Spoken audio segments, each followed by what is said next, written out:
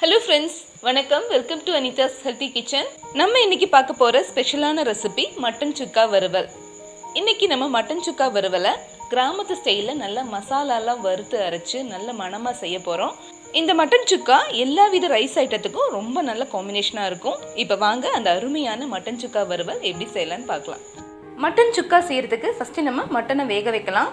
Mutton வேக வைக்கிறதுக்காக நான் ஒரு குக்கரை சூடு பண்ணிக்கிறேன். குக்கர் லைட்டா சூடானதும் இதுல கொஞ்சம் எண்ணெயை விட்டுக்கலாம்.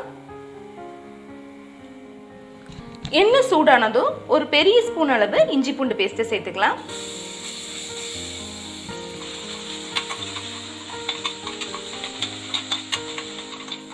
இஞ்சி பூண்டு பேஸ்ட் சேர்த்து இஞ்சி பூண்டு பேஸ்ட் கொஞ்சம் வதங்கி வந்ததுக்கு அப்புறமா நம்ம மட்டன் சேர்த்துக்கலாம். நான் வந்து 1/2 கிலோ மட்டன் எடுத்திருக்கேன்.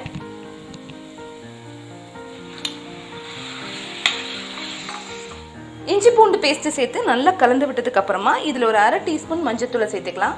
எப்பவுமே மட்டன் சிக்கன் எல்லாம் வேக வைக்கும் போது மஞ்சத்தூள் சேர்த்து தான் வேக வைக்கணும்.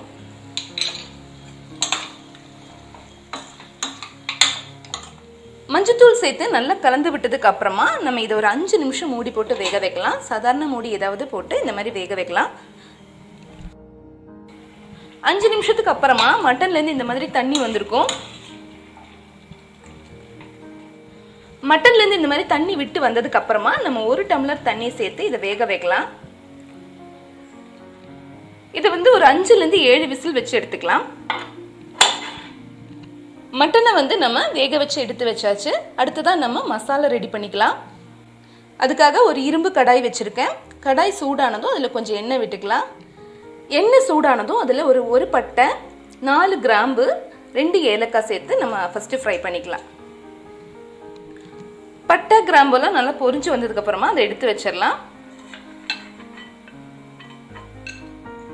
அடுத்ததா இதுல 1/2 டீஸ்பூன் மிளகு. மிளகு ஃப்ரை ஆயிட்டு இருக்கும் போதே அதுல 1 டீஸ்பூன் சீரகத்தை சேர்த்துக்கலாம். அது கூடவே 1 ஸ்பூன் சோம்பு.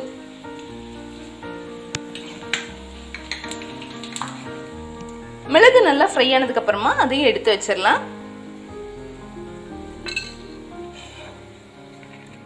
அடுத்ததா இதுல 1 ஸ்பூன் மல்லியை சேர்த்துக்கலாம். வரமல்லி.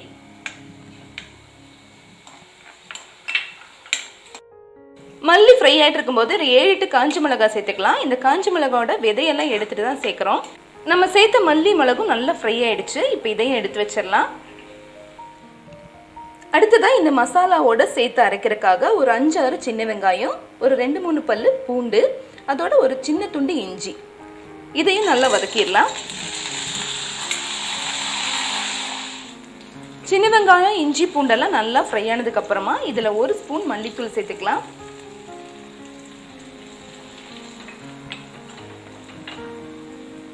கூடவே ஒரு ஸ்பூன் மிளகாய் தூளையும் சேர்த்துக்கலாம். நம்ம ஏற்கனவே விதையெல்லாம் எடுத்துட்டு தான் மிளகாயை சேர்த்திருக்கோம். அதனால காரம் வந்து கரெக்டா இருக்கும்.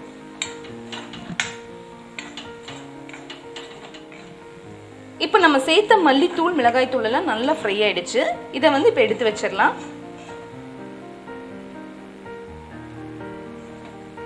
இப்போ இது எல்லாத்தையும் சேர்த்து நல்லா மிக்சியில பேஸ்ட் மாதிரி அரைச்சிடலாம்.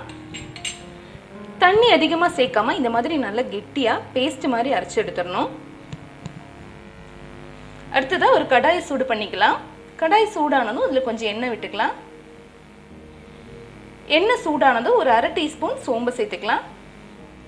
சோம்பு நல்லா பொரிஞ்சு வந்ததும் அதுல கொஞ்சம் கருவேப்பிலையும் சேர்த்துக்கலாம். அடுத்ததா ஒரு 200 கிராம் சின்ன வெங்காயத்தை இந்த மாதிரி கட் பண்ணிட்டு சேர்த்துக்கலாம்.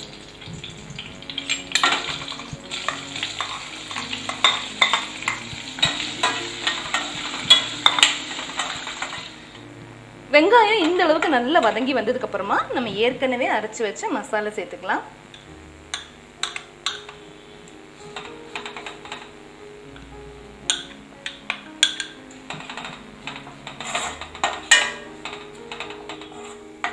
மசாலா சேர்த்து மசாலால இருக்கிற பச்சை வாசனையெல்லாம் போனதுக்கு அப்புறமா நம்ம தண்ணி சேர்க்கலாம்.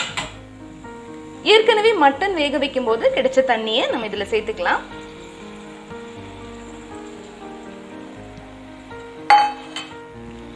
கூடவே உப்பையும் சேர்த்துக்கலாம்.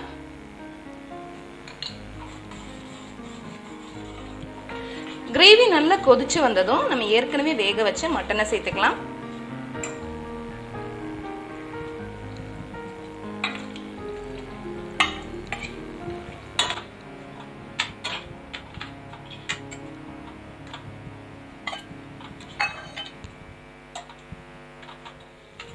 கிரேவி எல்லாம் இப்போ ஓரளவுக்கு சுண்டி வந்துருச்சு. இன்னும் கூட கொஞ்சம் ட்ரை ஆகணும்.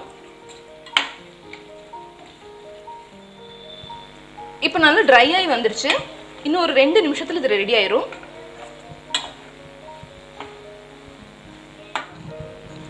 ரெண்டு 3 நிமிஷம் ஆயிடுச்சு. நம்மளோட மட்டன் சுக்கா ரொம்ப சூப்பரா வந்திருக்கு.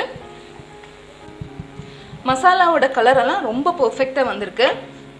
நல்லா வறுத்து நம்ம மசாலா செஞ்சதுனால அதோட வாசனையும் ரொம்ப நல்லா இருக்கு. கண்டிப்பா நீங்க வீட்ல ட்ரை பண்ணி பாருங்க. ட்ரை பண்ணிட்டு உங்க ஃபீட்பேக் அனுப்புங்க.